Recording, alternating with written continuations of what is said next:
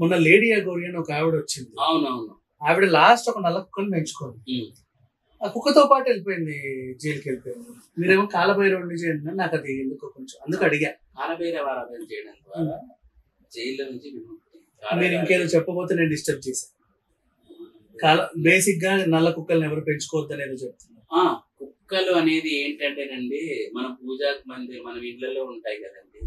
మనం ఎప్పుడైనా పూజలు చేసినప్పుడు అట్లా అంటే ఇంట్లో ఉండొచ్చు, పూజా మందిరం వరకు రాకూడదు అంటారు. వస్తే మనం చేసే పూజ అంటే అది తీసుకుంటుంది. అవునా? అట్లా ఎట్లా? అంతేనండి, అది కాలభైరవ స్వరూపం కదా. కాబట్టి మంచిదేగా తీసుకున్నది, మన ఇంట్లోనే కదా తిరుగుతుంది. మన ఇంట్లోనే తిరుగుతుంది, మన కుక్కేగా రిజల్ట్ రాదు. అది తీసుకొని అది వచ్చే జన్మలో ఉత్కృష్ట జన్మ ఎత్తేస్తుంది. ఇదేదో బాగుంది. అందుకేనండి యాగశాలలో కూడా మా దగ్గర కుక్కలు అంటే ఆ యాగశాల మేము చేస్తూ ఉంటాం కదండి యాగాలు. కుక్కలు అస్సలు రాని కొన్ని పెడతాం కాపలాకి, కుక్కలు రాకుండా చూసుకో. ఎందుకంటే అంతా చేసి యాగఫలం వెళ్ళిపోతుంది అని కుక్కలు. ఒక ఇంట్లో మనం పూజలు చేసినా కొంచెం కుక్కల్ని డిస్టెన్స్ లో పెట్టుకోవడం మంచిది. సో ఇంట్లో కుక్కల్ని పెంచేటప్పుడు మనం చేసే పూజలన్నీ కూడా వాటికి వెళ్ళిపోతాయి. కుక్క ఒకవేళ మీ పూజా మందిరం దగ్గరకు వచ్చినా అలా చేసినా కూడా మీ పూజా ఫలం అయితే అట్లా వెళ్ళిపోతుంది. పూజా ఫలం మొత్తం కుక్కకి వెళ్ళిపోతుంది. వచ్చే జన్మలో అది పవిత్రంగా అయిపోతుంది. ఈ జన్మలో ఇతర వాళ్ళ ఇంట్లో కుక్కగా పుట్టచ్చు. ఏంటిది అది బాబాయ్ కుక్క. నాకు నిజంగా ఐ రియలీ లవ్ డాగ్స్ అండి. కానీ నాకు ఇది అంటే జ్యోతిష్యుని కదా కాబట్టి పాయింట్ తెలుసుకున్నాక నేను కొంచెం బ్యాక్ స్టెప్ వేసాను అనమాట. ఇందాక మీరు ఏదో చెప్పుల గురించి కూడా చెప్పారు. చెప్పులండి, చెప్పులు బట్టలు ఇవన్నీ ఒకరికొకరు చేంజ్ చేసుకునేది ఇలాంటివన్నీ ఉంటాయి కదా. ఈ చెప్పులు మాటికి మనం మార్చుకుంటున్నా కూడా మళ్ళీ మళ్ళీ జన్మల్లో రిలేషన్ కంటిన్యూ అవుతుందంట. ఇప్పుడు ఫర్ ఎగ్జాంపుల్ బ్యాచులర్స్ ఉంటారు, ఒక రూమ్ లో 4 పిల్లలు ఉంటారు. వాడు ఏం చేస్తాడంటే ఒకడు 10 నెంబర్ షూ మంచి బూట్స్ కొంటాడు అనమాట, ఫార్మల్. ఒరే ఈ రోజు నేను పబ్కి వెళ్ళాలి, గర్ల్ ఫ్రెండ్ వెళ్ళాలి, నాకు ఇవన్నీ షూ ఇస్తావా అంటాడు. వాడు వేసుకుంటాడు. ఆ తర్వాత మళ్ళీ వీడు వేసుకుంటాడు. అట్లా కొన్ని రోజులు మార్చుకున్నారే అనుకున్నాం.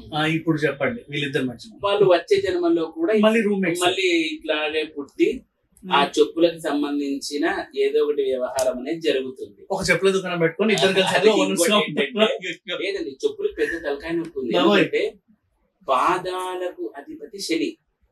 పాదాలకు అధిపతి శని. ఓకే. మన బాడీలో ప్రతి ఒక్క దానికి అధిపతులు ఉంటారు. చెవులకు బుధుడు, ముక్కుకి గురువు, నుదురికి రవి, వెంట్రుకలకు శని, పాదాలకు శని, గోర్లకి శని, కడుపుకి శుక్రుడు, జననాంగాలకి శుక్రుడు, కండలకు కుజుడు. ఇలా ప్రతి భాగము నవగ్రహాలు షేర్ చేసేసుకోండి. ఎప్పుడైతే పాదాలనంటే మీ యొక్క కర్మ, మీ యొక్క ఇది అదంతా. పాదం జ్ఞానస్థానం అని కూడా అంటారు, ఇంకొకసారి కర్మస్థానం అని కూడా అంటారు. ఎందుకు కర్మస్థానం అంటే శని పాదములకు అధిపతి కాబట్టి మీ యొక్క కర్మను మీరు ఎక్స్చేంజ్ చేసుకుంటున్నారు. మీ జాతకం బాగుంది అనుకోండి, ఏమీ కాదు, మీరు ఎక్స్చేంజ్ చేసుకుంటే మీది వాడికి ట్రాన్స్ఫర్ అవుతుంది మీ యోగం అంతా. అదే ఏదో ఏమి బాగలేని చెప్పులు మీరు వేసుకున్నాను ఫర్ ఎగ్జాంపుల్, వాడిదంతా మీకు అంటకూడదు.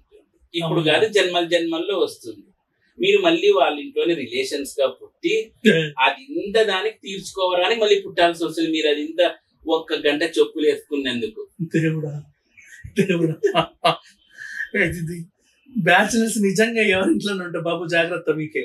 సరే కాబట్టి అలా మనం చెప్పులు బట్టలు కూడా అంతేనండి. కానీ బట్టలు కామన్. ఇప్పుడు అన్నదమ్ములు వేసుకుంటే తండ్రి అన్నదమ్ములు వేసుకుంటారు, ఒకే సైజ్ లో ఉంటారు కొంతమంది ఇంట్లలో, అది మార్చుకుంటారు. బట్టల గురించి అన్ని కూడా ఎక్కువగా చెప్పుల గురించి చెప్తారు. చెప్పులకి మనకు కొంచెం చూసుకునే, ఎందుకంటే పాదస్థానం మనకు. ఎందుకు బట్టలు అన్నానంటే ఇది మనకి ఒక రూల్ లాగా కూడా వస్తుంది. ఇప్పుడు పిల్లలు స్కూల్ యూనిఫామ్స్ అన్న తమ్ముళ్ళకి 2 పిల్లలకి అంటారండి.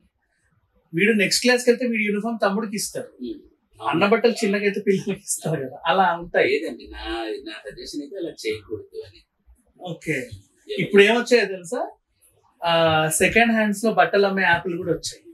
నువ్వు మీ బట్టలని, మీకు అక్కర్లేని బట్టలని ఇక్కడ పెట్టావనుకో, బూట్లు చెప్పులు కూడా వాళ్ళు వచ్చి పట్టుకొని వెళ్తారు, ఒక నిర్ణీత అమౌంట్ నీకు ఇస్తారు, వాళ్ళు మళ్ళీ దాన్ని రీసేల్ చేస్తారు. చెప్పుల గురించి అయితే నేను చాలా స్ట్రాంగ్. అసలు నా చెప్పులు ఎవరు నేర్చుకొని ఈవెన్ మీకు తెలిసాక మీరు ఇంకా జాగ్రత్త ఉంటారు. అవును, నా వైఫ్ కూడా ఎప్పుడప్పుడు వాకింగ్ చేసేటప్పుడు నాకు చాలా సాఫ్ట్ ఉంటాయి. సో గుడి ముందు ఎవడైతే చెప్పులు దొంగతనం చేస్తాడో వాడి కర్మ అంతే ఇంకా.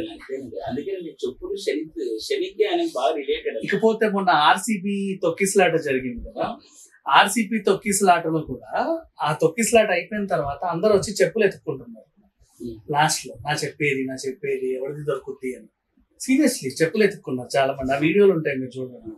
సో ఎవరి దరిద్రం ఎట్టిపోతుందో.